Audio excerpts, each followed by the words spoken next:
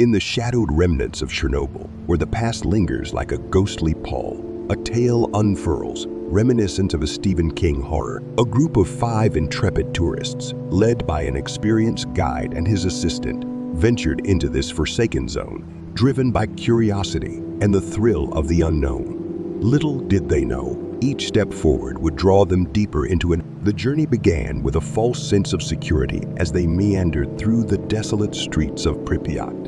The sight of children's toys scattered on the floor of a classroom, their colors faded by time, and textbooks left open as if waiting for their owners to return, struck a poignant chord. "This place holds memories we dare not forget," the guide intoned, his voice a somber echo amidst the silence, while the assistant marked their path, oblivious to the shadows that began to gather around them. As dusk fell, unease crept in.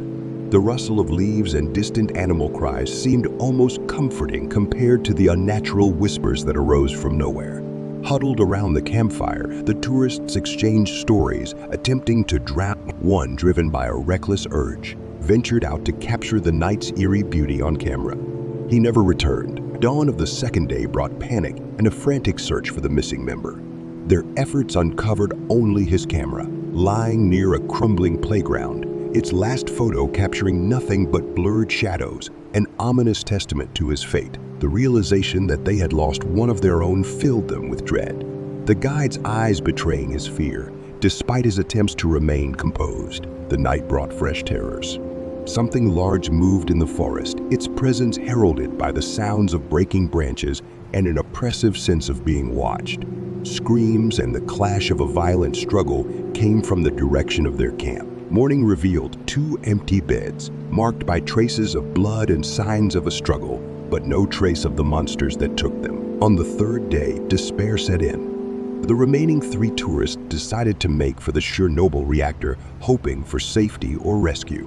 But as they approached, they were attacked by a creature born from the radiological nightmare, a monstrous embodiment of the disaster's legacy.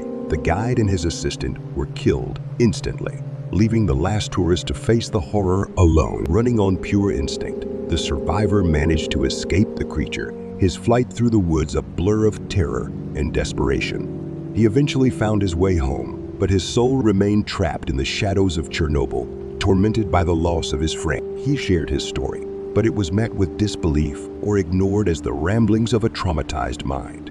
His warnings about the cursed land went unheeded, a testament to the folly of human curiosity and the hubris of believing some secrets can be unearthed without consequence. Thus, in a narrative that could have sprung from the mind of Stephen King himself, the tale of Chernobyl serves as a grim reminder.